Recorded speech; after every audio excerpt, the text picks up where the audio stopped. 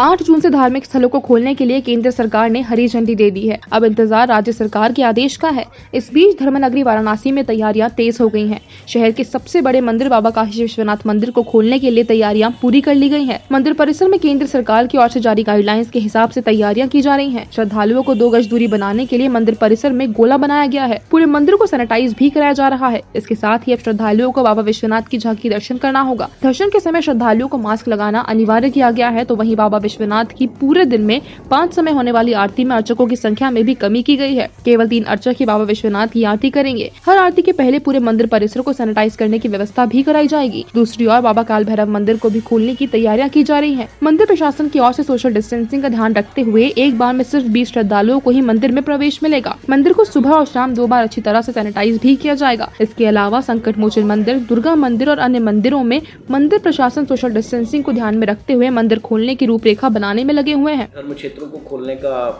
अनुमति केंद्र सरकार द्वारा दी गई है। हम लोग इंतजार में हैं कि जैसे ही राज्य सरकार के द्वारा भी इसके विषय में कोई गाइडलाइन जारी की जाती है या आदेश निर्गत किया जाएगा, हम लोग तत्काल मंदिर खोलने की कार्य को करेंगे। और जो भी गाइडलाइन राज्य सरकार द्वारा जारी की जाएगी या केंद्र सरकार द्वारा जारी की गई है उस सबका अनुपालन करते हुए करेंगे। विश्व पर्यावरण दिवस के मौके पर प्रबोधिनी फाउंडेशन ने 10 लाख औषधि आधारित पौधे लगाने का संकल्प लिया है। इस अभियान के तहत 5 लाख गिलोय, 1 लाख नीम, 1 लाख पारिजात, 1 लाख आंवला, 1 लाख सहजन एवं 1 लाख तुलसी के पौधे वाराणसी के अलग अलग क्षेत्रों में लगाए जाएंगे। लोगों के बीच निःशुल्क पौधों का वितरण किया जाएगा। इस मौके पर संस्था की ओर से सिगरा स्थित भारत माता मंदिर के परिसर में 11 गिलोय के पौधे लगाए गए। प्रबोधिनी फाउंडेशन के महासचिव विनय शंकर राय ने बताया कि कोरोना के संक्रमण से बचने के लिए हमें औषधि आधारित पौधों एवं वृक्षों को संरक्षण के संकल्प के साथ लगाना होगा। विश्व पर्यावरण दिवस है, तो इसी उद्देश्य को लेकर के हम लोगों ने स्वस्थ काशी मस्त काशी का नारा दे करके प्रबोधिनी फाउंडेशन ने एक अभियान चलाया है जिसमें औषधि आधारित 10 लाख पौधे हम लोग बनारस में लोगों को जागरूक कर इस संकल्प के साथ पौधों को लगवाएंगे कि वो पौधों का संरक्षण भी करेंगे और पौधों का उपयोग भी करेंगे। विश्व पर्यावरण दिवस पर हरियाली का संदेश दिया गया। गंगा स्वच्छता अभियान से जुड़े नमामि गंगो के सदस्य ने आम लोगों को पर्यावरण के प्रति जागरूक किया। संस्था से जुड़े लोगों ने पंचगंगा घाट लोगों के बीच तुलसी का पौधा बांटा। सदस्यों का कहना था कि प्रकृति के प्रति आस्था और वे जुड़ाव को जगाना उनका असल मकसद है। इसके पहले सदस्यों ने मां गंगा की आरती उतारी। गंगा के संरक्षण के लिए गंगा किनारे के क्षेत्रों में आधिकारिक पौधारोपण करने की अपील भी की गई। संयोजक राजेश शुक्ला ने कहा कि हर मन में पौधे लगाने और उनके संरक्षण का संकल्प उत्पन्न कर हम आने वाले कल को संवार सकते हैं।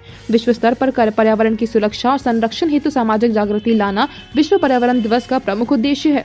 5 नदियों का जहां मिलन है और ज्येष्ठ पूर्णिमा है आज, और बड़ा ही शुभ संकल्प का दिन है। पंचगंगा घाट जहां श्रीमठ है और गंगा मैया जहां उत्तर वाहिनी स्वरूप में विराजमान है, ऐसे पुण्य पवित्र वाराणसी के घाट पर आज हम तुलसी के पौधों का वितरण कर रहे हैं और सबको पर्यावरण संरक्षण के लिए यह बता रहे हैं कि हमें जल का संरक्षण करना है, पॉलिथीन का उपयोग नहीं करना है, साथ ही हमें गंगा के जलीय जीव जंतुओं का भी संरक्षण करना है ताकि हमारा गंगा का जो वातावरण है वो सुविधाजनक रहे।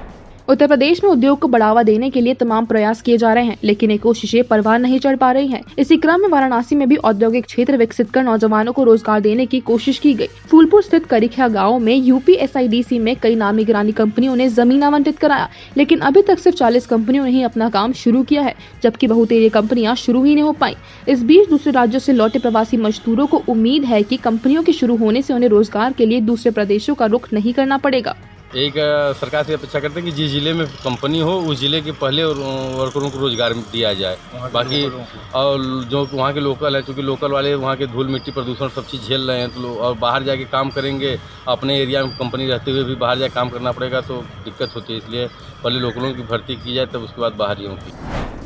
लॉकडाउन एक तरह दुश्वारियां लेकर आया तो दूसरी ओर पर्यावरण को इससे बड़ा फायदा हुआ। लॉकडाउन का ही असर है कि जिस शहर में लोगों को खुले में सांस लेना दुभर था, वहां आज की आबोहवा शुद्ध हो गई है। हम बात कर रहे हैं पीएम मोदी के संसदीय क्षेत्र बनारस की। आम दिनों में बनारस की फिजाओं में सांस लेना भी मुश्किल था, आज उसी शहर की हवाएं बेहद शुद्ध हो गई हैं। ये चमत्कार सरकारी प्रयासों से नहीं बल्कि लॉकडाउन के कारण हुआ है। बनारस में आम दिनों में एयर क्वालिटी इंडेक्स 400 से 500 के बीच हुआ करता था, लेकिन अब लॉकडाउन के कारण 150 तक आ पहुँचा है। मई के महीने में 4 ऐसे दिन थे जब एयर क्वालिटी इंडेक्स 100 से भी नीचे रहा। ऐसा केंद्रीय प्रदूषण नियंत्रण बोर्ड के आंकड़े बता रहे हैं। केंद्रीय प्रदूषण नियंत्रण बोर्ड के क्षेत्रीय अधिकारी कालिका सिंह ने बताया कि लॉकडाउन के कारण वाराणसी के एयर क्वालिटी इंडेक्स में काफी सुधार हुआ है।